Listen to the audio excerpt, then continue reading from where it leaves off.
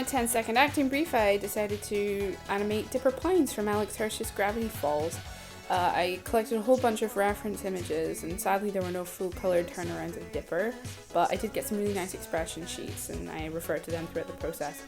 James Baxter's roughs were also very useful in seeing kind of how Dipper's character model could move in a 3D space.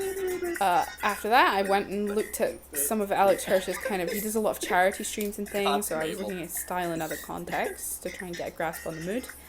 And then once I'd done that, I picked my audio clip and I chose Pepe Sylvia from It's Always Sunny in Philadelphia, which is very fast-paced and very manic. Once I had that figured out, I started to look at some of the proportions and sketch them out. Here is the subtext and the acting that's going to be in the final piece. And here's the animatic. And it's going to play 3 times because that's as far as I got with this project.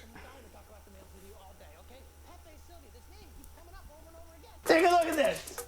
Jesus Christ, Charlie. That right there is the mail. Now let's talk about the mail. Can we talk about the mail, please, Mac? I'm dying to talk about the mail with you all day, okay? Pepe Sylvia, this name keeps coming up over and over again. Take a look at this. Jesus Christ, Charlie. That right there is the mail. Now let's talk about the mail. Can we talk about the mail, please, Mac? I'm dying to talk about the mail with you all day, okay? Pepe Sylvia, this name keeps coming up over and over again.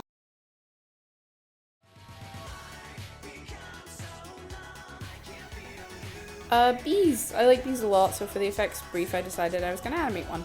I started looking at their body structures and behaviours, and then I did some fairly detailed gouache paintings to try and figure out the colour palettes and style I was going for. All the pollen and things clinging to the fur. I decided to go for a kind of painterly watercolour look in the final thing, and then I broke down the body structure into an easier to draw and animate character design with the legs and the wings and the little body piece. Then I looked at the background. It's rowan trees in the background of the animation because I'm quite familiar with those. And a lot of dew sticks to the petals and the kind of buds in winter. I looked at bees' flight patterns. They're really not as graceful as you'd think.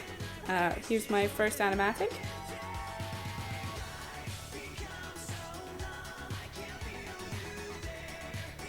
And here's a slightly more animated version with some charting.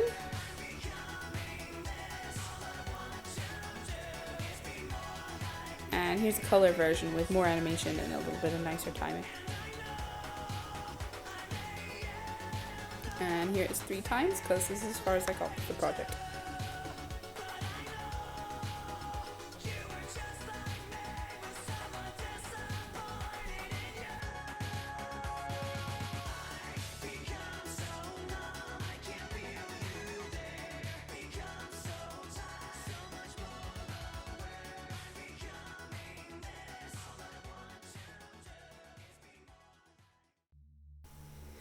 My life drawing's been coming along pretty well, I think. I've been focusing on trying to get a handle on lighting and gesture poses this term, getting a lot faster at noting down figures and being more exaggerative.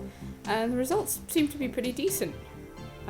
Reinhardt's been encouraging me to get a grip on texture, so I've been experimenting with cross-hatching styles and varying degrees of boldness to try and push the boat out a bit and really give a sense of muscle definition and things in my more detailed drawings. But the gestures look pretty nice and I'm quite proud of the hands in these ones. It turns out just exaggerating it a little bit did wonders for making it actually look good. The lighting in some of these is quite strong. I enjoyed the sessions where we had models under very strong lighting. I also enjoyed the fact that we had some plus-size models this year. That was very good.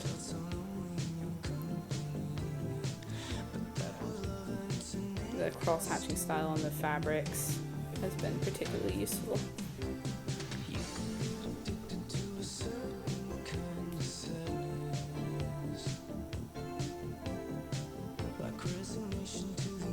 Quite proud of that one. I referred to a number of different texts for this. Michael D. Mattesi's Force for the gesture drawing and the exaggeration, which was really helpful in kind of especially the action poses and things, as well as Chris Legaspi's Life Drawing for Artists to get to grips with the lighting and the texture. This year I also purchased myself a copy of the Villapoo Drawing Manual, which is a text I've been referring to and working my way through for the last year, never mind just this term. Very handy. The assistant brief has been somewhat of a missed opportunity for me this year, I think. Although I did check in every week, I haven't been able to put in almost as much work as I would have liked. I did start looking into how other people animated magical fire effects. The Clash of Chords team are lovely and very cohesive. And working with them has been really rewarding. My future career hopes kind of lie in more directorial positions, so seeing a large-scale project like that carried out from the inside has been really valuable. Plus, the whole team are darlings. So that was really good. Hopefully, as I continue to work with them in the coming months, things will start to move along a little bit more. I think that's about us.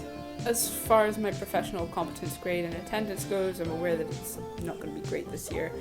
I've been dealing with a lot of health issues, and I've gone through the appropriate channels to try and get that dealt with, but I absolutely did not want to have nothing to show for this term, and anything is better than not submitting, even if there's not very much going on except for a banging 80s aesthetic and lots of anachronisms.